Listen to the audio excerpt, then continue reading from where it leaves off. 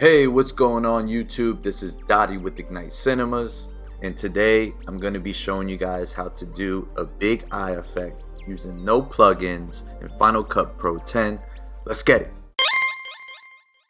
So in today's tutorial, I'm going to be showing you guys how to do a bug eye, big eye effect, and it's often been seen in music videos. I recall one a few years ago, Big Sean had a video and it had big bug eyes and it was really cool. And I know nowadays you could probably go on Instagram and use a filter to get the same type of effect, but I wanted to show you guys how to do it in Final Cut Pro 10 with no plugins at all. So today we're going to be using my homie Luke with Top Dog Home Pro. We shot this video a few months for them, but we're going to use this part and actually make his eyes pop out. So the first thing you're going to want to do is you're going to want to have the scene, the clip that you're using.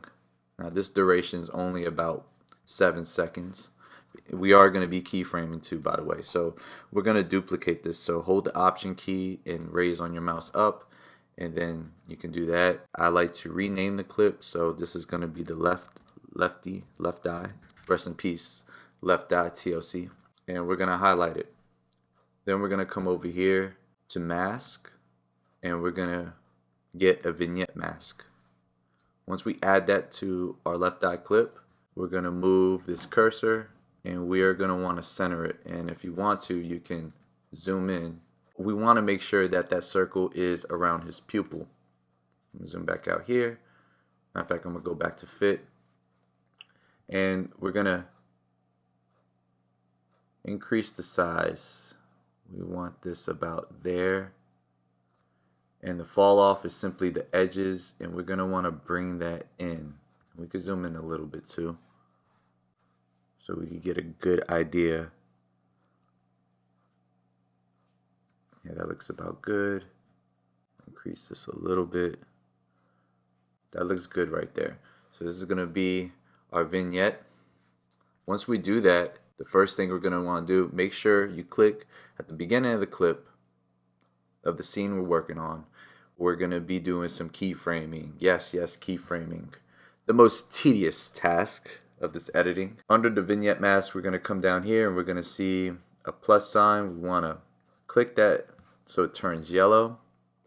And we are going to use the right arrow key on our keyboard, making sure that this is always center with his pupil. Keep clicking it and dragging the mouse and making sure it is aligned. We're going to speed this up, and we're going to continue to do this throughout the whole duration. Woof! I ain't gonna hold you. My wrist is hurting. That was only 7 seconds, but we're going to make sure everything is tracked, because I've had instances where it wasn't tracked and that was a bummer. So now that we have that part done, which is awesome, we're going to come over here to our effects tab. We're going to go to Distortion, and we're going to apply the fisheye on top of it.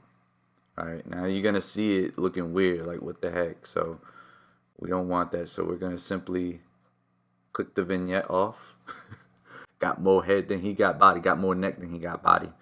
Anyways, we're going to bring this fisheye up to his eye, right center of the pupil, and then from here we can hit back the vignette, and you can kind of see what we got going on here. So this is his eye trying to pop out and make it look big. You can adjust the size, go as big as you want. I want to change the amount. I'm going to play around with it, and then the radius is simply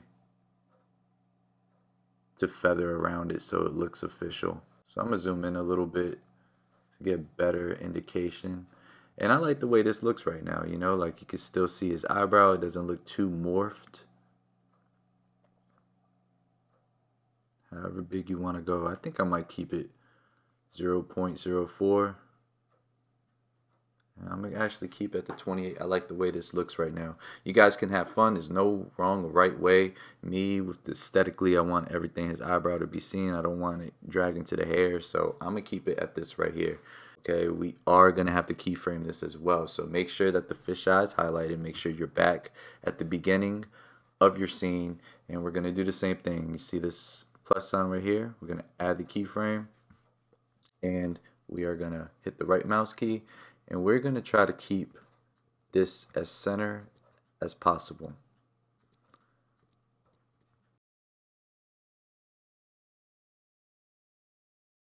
Finally, we are done, and you can see some of our work here. Pretty good, pretty good, pretty good. Now guess what we're going to do? We're going to do the same exact thing, but for the right eye. Alright, so we're going to come back down bottom. This is our master clip. We're going to hit Option, raise up on our mouse, copy paste, as you would say, and then we're going to, I put it at the very top. We're going to rename this right eye. Now that we have a right eye, we're going to be doing the same thing. So we're going to go down to Mask, get the Vignette Mask. We kind of already know the numbers that we're dealing with. If you don't, simply click on the left side. So we can copy these numbers. So 1.49.02. So 0.02. We're good money. So that could save us some time. And then we can hit V again. Alright, so let's focus on what we got going on over here. Again, what we're going to do is we are going to do our favorite. We're going to keyframe. So we're going to make sure that that's on his pupil correctly. Make sure you're at the top of the clip, selected. Come over here to Vignette Mask. Hit this plus sign. It'll turn yellow. And use the right arrow key. And move the mouse. And keep everything center on that pupil.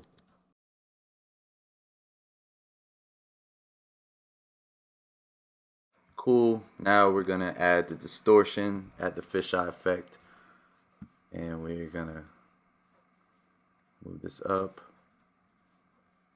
Make sure it's highlighted on his eye.